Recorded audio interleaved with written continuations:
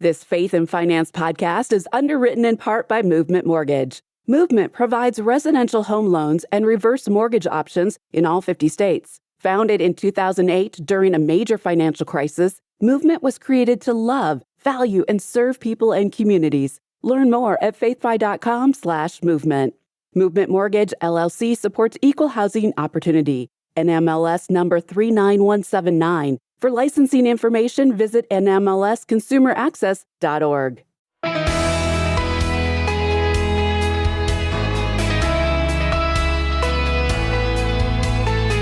Corrie ten Boom once said, "If the devil can't make you sin, he'll make you busy."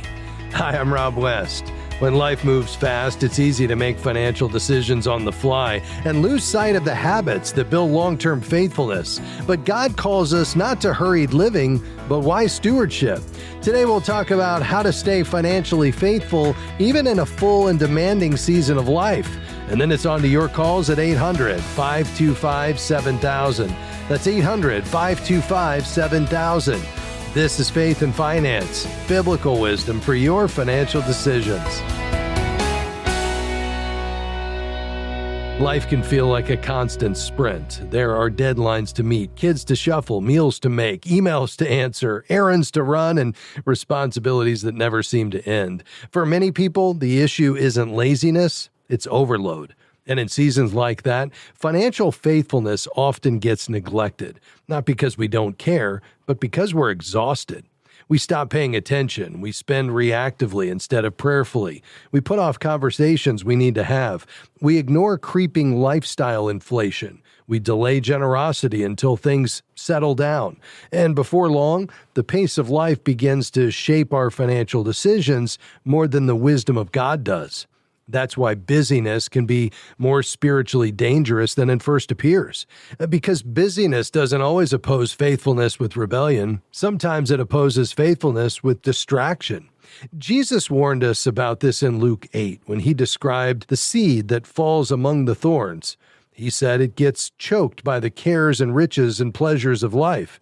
In other words, the daily grind, the normal, everyday cares of life can grow so thick that they choke out what truly matters.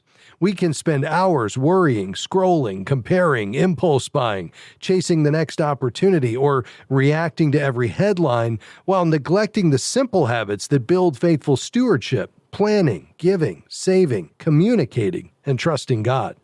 Jesus highlights a similar tension in Luke 10. Martha is working hard, serving diligently, doing good things, but Mary is sitting at his feet, listening. Jesus gently says, "Martha, Martha, you are anxious and troubled about many things, but one thing is necessary." Martha wasn't doing something sinful. She was doing something useful. But even useful things can become disordered things when they crowd out what matters most. And that applies to stewardship, too. It's possible to work hard, earn income, pay bills, and stay active, yet slowly lose sight of the heart of stewardship, trusting God, aligning our resources with His priorities, and handling money with wisdom and intentionality. You see, stewardship is never just about transactions. It's about worship. Every dollar we earn, spend, save, or give becomes an opportunity to express what we believe about God. Do we trust Him? Do we believe He is our provider? Do we see money as ours to control or His to manage? That's why financial faithfulness requires more than good intentions. It requires margin. Not just margin in your bank account, but margin in your soul. Dallas Willard once said, "Hurry is the great enemy of spiritual life in our day." That certainly has implications for our finances as well. Hurry can lead to impulse spending, neglected planning, avoidable debt, forgotten generosity, and anxiety-driven decisions. So what does it look like to be financially faithful in a busy season? First, slow down long enough to notice. Proverbs 27:23 reminds us to know well the condition of our flocks and give attention to our herds. In an agrarian society, a person's wealth was tied up in their flocks. To know the condition meant slowing down enough to actually count them, care for them, and manage them. Today, your flock is your bank account and your budget. Awareness is often the first step toward wisdom. Second, prioritize what matters most. If generosity, saving, debt reduction, or wise planning matter to you, don't leave them to chance. Put them on a calendar. Automate what you can. Schedule the budget meeting. Make the decision to give in advance. What gets scheduled often gets done. Third, simplify where possible. Sometimes the problem isn't only a busy calendar, it's an overcomplicated life. Too many commitments, too many subscriptions, too many obligations. Simplicity can be an act of stewardship. Fourth, remember that small faithfulness matters. You may not have time today for a complete financial overhaul, but you may have time to review one statement, cancel one unnecessary expense, or pray over one decision. Remember, small acts of faithfulness, done consistently, can reshape your future. And finally, keep the goal in view. The goal isn't perfect financial performance, it's faithful stewardship. We'll be right back.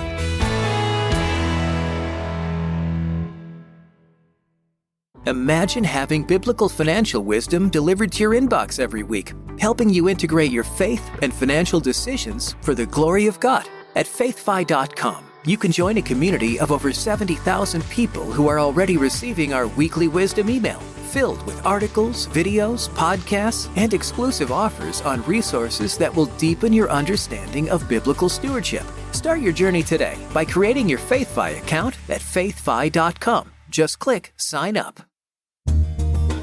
Faith and Finance is grateful for support from Sound Mind Investing. For more than 30 years, they've offered financial wisdom for living well.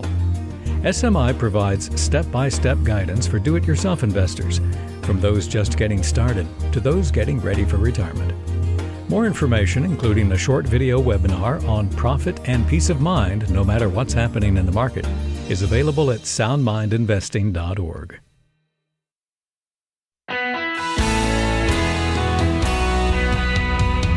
Great to have you with us today on Faith and Finance. We've got a few lines open. You can call right now with your financial questions, 800-525-7000. Let's go ahead and dive in. We're going to begin today in Oregon. Betty, how can I help you?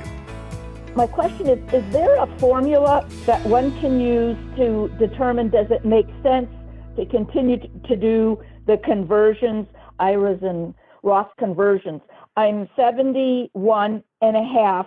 I've been using QCDs to make my charitable contributions, but I'm just wondering, does it make sense to continue to do that or to do some more conversions? And after I'm required to do receive the RMDs, can I do conversions at that point? I mean, is this the optimal time to do it if I were to do any additional conversions? Yeah. Great. Good questions here, Betty. I like the way you're thinking. First of all, I love that you're doing the QCD, the Qualified Charitable Distribution. That's a great move. That's going to reduce taxable required minimum distribution income and satisfy the RMD without raising your adjusted gross income. So the QCDs and the Roth conversions can work together, not against each other necessarily, but QCDs help with, of course, charitable dollars, not the full tax issue. I mean, in terms of a back of the napkin formula, if you will, it's really, the tax rate now versus the tax rate later, especially with required minimums. So you're a good candidate if you have large traditional IRA balances, and RMDs are going to push you into a higher bracket, or they already are, and you have room in your current bracket. See, we want to take a fill the bracket approach. So each year, what we typically do is we look at your current taxable income, we identify the top of your current tax bracket, and we convert just enough to fill that bracket, but not spill into the next one. And that is going to, hopefully put you in a position where you don't trigger higher Medicare premiums. You don't pay, anything in that next higher bracket, but you are systematically moving it from, the bucket that requires the required minimums over to the bucket that does not. And, that is an annual process that I would typically encourage you to work on with your CPA to determine, what is the right amount each year. And I love that, you're using the QCDs to satisfy your charitable intent, I think the Roth conversions on top of that can be an effective strategy to complement it, if that makes sense.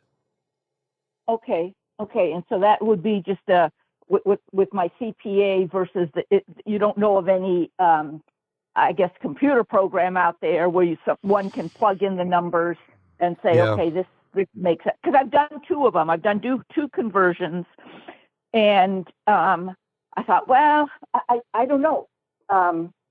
Okay.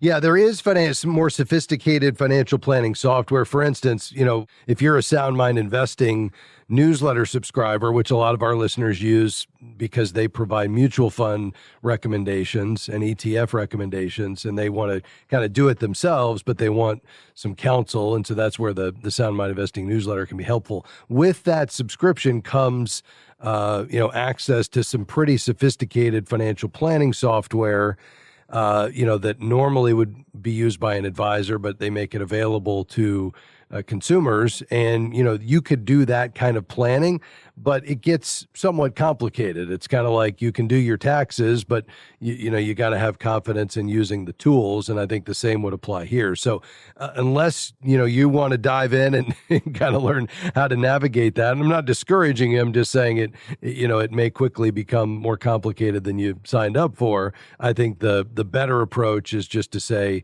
I'm going to work with my CPA annually to just help me run that calculation and determine, given my QCDs, given my balances, given my required minimums every year, given how much I have left in the current tax bracket to, quote, fill it up, what is that kind of sweet spot for this year, in terms of additional amounts that I should convert. And that should be a fairly simple calculation.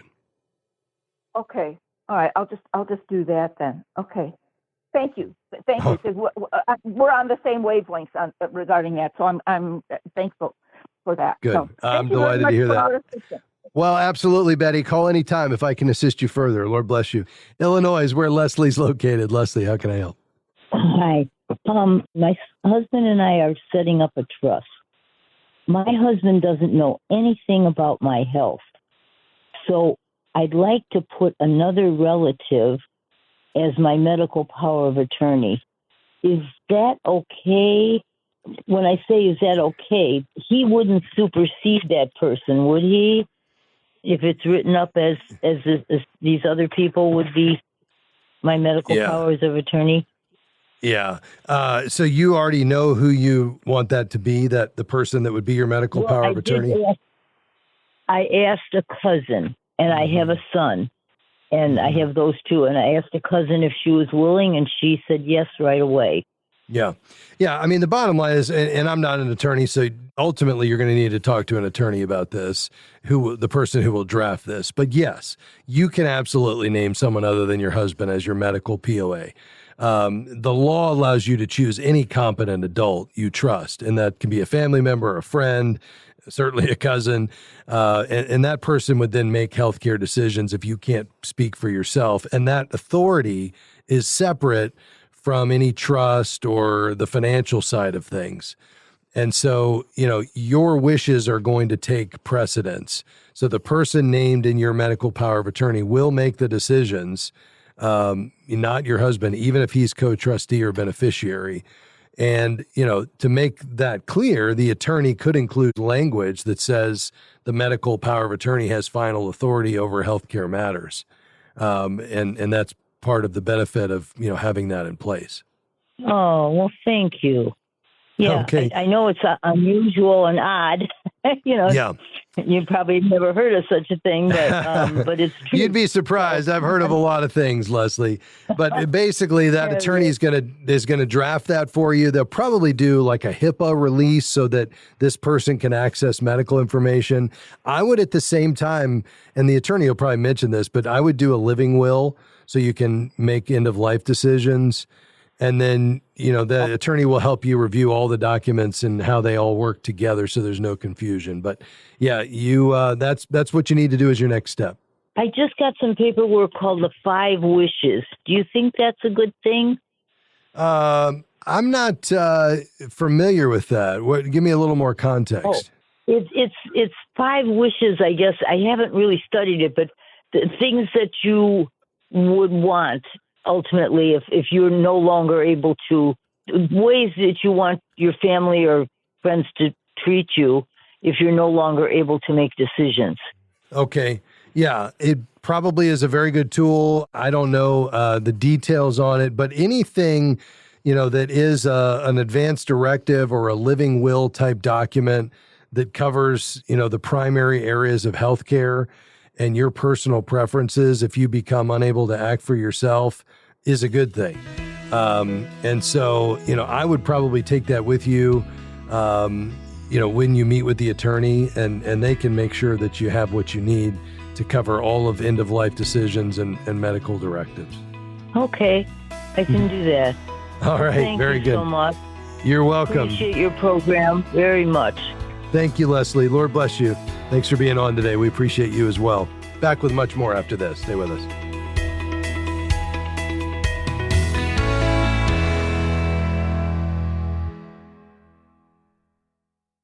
We are grateful for support from Timothy Plan. Since 1994, Timothy Plan has shared good news with investors and advisors by offering faith-honoring mutual funds and exchange-traded funds. More information is at timothyplan.com. The investment objectives, risks, charges, and expenses are contained in the prospectus and summary prospectus available at timothyplan.com. Mutual funds distributed by Timothy Partners Limited and ETFs distributed by Foreside Funds Services, LLC. Investing involves risks, including possible loss of principal. We are grateful for support from Movement Mortgage, who provides residential home loans and reverse mortgage options in all 50 states. Guided by a mission to love and value people, Movement seeks to help individuals and families make informed financial decisions, from buying a home to planning for retirement. More information is available at faithfi.com/movement. Movement Mortgage LLC supports equal housing opportunity. NMLS number 39179. For licensing information, visit nmlsconsumeraccess.org.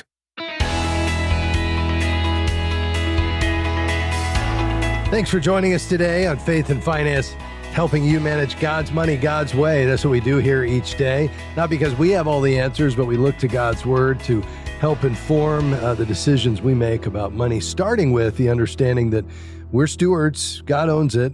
Money is a tool to accomplish God's purposes. Let's head back to the phones. Houston, Texas. Mohammed, go ahead. Yes, my question is, I am 67 years old. I'm getting a Social Security check and a medical benefit. Now, my wife is in Obamacare, and she is working as a part-time teacher. If she applies for this early retirement, 60 years, and get the Social Security check, will my check be reduced? Good question. So here's a kind of a simple way to think about it. So she will not get her full Social Security benefit. The 62 is the earliest someone can start Social Security, and that results in a permanent reduction. Because for most people today, full retirement age is not until about 67. So if she starts at 62, her benefit's probably going to be about 30% lower than if she waits till full retirement age. Now, does that in any way affect your benefit as her husband? No. Her decision to start early does not reduce your Social Security benefit. Each person's benefit is based on their own record. Does that make sense? That makes sense. Now, if she is on Obamacare, does she has to forcefully take the Medicare like we have to at age 65, or we get penalized?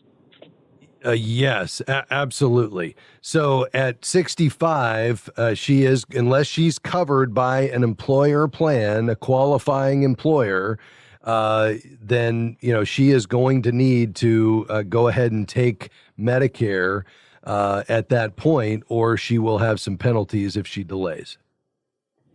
After 65, but she can continue Obamacare now until 65 to get full benefit and also apply for the Medicare benefit, the health benefit. That's right. Yeah. When you turn 65, you should transition from Obamacare to Medicare, because the Obamacare subsidies usually stop once you're eligible for Medicare. So if you stay on the ACA plan instead of enrolling in Medicare, then you're going to lose the premium subsidy and you're going to have late enrollment penalties later. That I understood. I'm on it. So the only question here is, because since she has that, she doesn't want to go and apply. She was just trying to get cash check, not the medical part. So at this point, she's confused, and myself confused. You clarified. Thank you very much. That individual benefit paycheck will not be cut. But now the question is, if she applies for the Medicare check, she has to apply for Medicare health too, or she can defer that until 65. No, she would need to go ahead and apply for that. So are you wondering which parts of Medicare she has to take? Yes. Okay. First of all, there's 4 parts. You've got the Part A, hospital, the Part B, the medical insurance, the D, the prescription drug, and then the C is the Medicare Advantage. She needs to enroll in A and B at 65.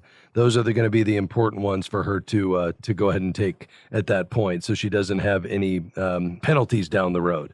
I hope that helps cover it. I know this can get complicated in a hurry. We appreciate your call today. To Colorado, Candy, how can I help? Hi, yes. We've been blessed to have 2 homes in different states. And within the next 3 to 4 years, we're thinking about selling one of them. Not sure which one. But you had mentioned the capital gain exemption when you sell a house where you don't have to pay taxes on the capital gains. And I was wondering, you said 2 of the last 5 years. Do they have to be consecutive? They do not. No, and this is a common area of confusion. It does not have to be consecutive. So it's a total of 24 months within the last 60 prior to the sale.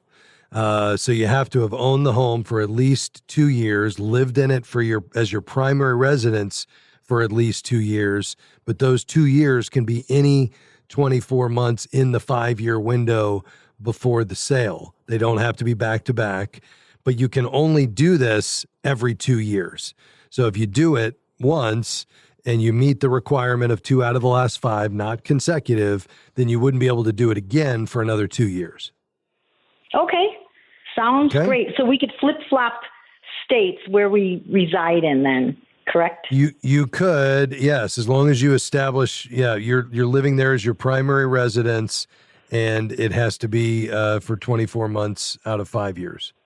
Wonderful. Thank you so much for clarifying that and for your program. Well, thank you very much. I appreciate it. Let's go to Canton, Ohio. We'll finish up with Nancy. Go ahead. Hi. My husband and I have 5 rental properties, and I'm 70 and he's 72. And eventually, probably when he's about 78, we wanted to dispose of our properties. We do have 3 children. I didn't know if it's best to do it in 1 year or what you would suggest financially so that we don't have to. Yeah, timing matters a lot here, Nancy, not just for taxes, but for Medicare, because if you sold all, let's say extreme, you sold all 5 rentals in 1 year, that would massively increase your income and drive up your Medicare premiums 2 years later. If you spread it out, which is typically the way you'd want to do it, that's going to help to not have that big income spike. Because when you sell properties, you recognize the capital gains, any depreciation recapture, any net rental income. And if you were to do that in a single year, your income could jump 6 figures, even if the properties aren't big. And then that's reported to Medicare. And the Medicare premiums are based on income from 2 years earlier. That's what's called IRMA. And so that would trigger higher Medicare Part B and Part D for 1 full year, possibly thousands of dollars in extra costs. So spreading it out over several years would help to keep your income lower, hopefully stay below the IRMA thresholds, reduce your capital gains, and then spread out any depreciation recapture as well. So what could you do? Well, you could stagger the sales. You could do 1031 exchanges if you're going to reinvest in other properties. The other thing to consider is if you want to do any giving out of any of these properties, you could give all or a portion of any of these properties to a donor-advised fund before you sell, and then you don't have any capital gains on that portion because it's sold inside the donor-advised fund, eliminating the capital gains, and then it just funds your account that you can then direct to your favorite ministries or your church. Does that make sense? Yes, it does. Thank you very much. You're welcome. Folks, so thankful for you and the opportunity to be able to come alongside you each day and hopefully be an encouragement to you, point you back to God's Word, and really point you toward God as your ultimate treasure. You know, the opportunity we have to manage God's money is a big deal. We'll ultimately give an account for it someday, and so we want to help you live as that wise and faithful steward. We'll gather together tomorrow to do it all over again. In the meantime, big thanks to my team today, Taylor Standridge, Pat Montague, Devin Patrick, and all the team members here at Faith-Fi. We'll see you tomorrow. Faith and Finance is provided by Faith-Fi and listeners like you.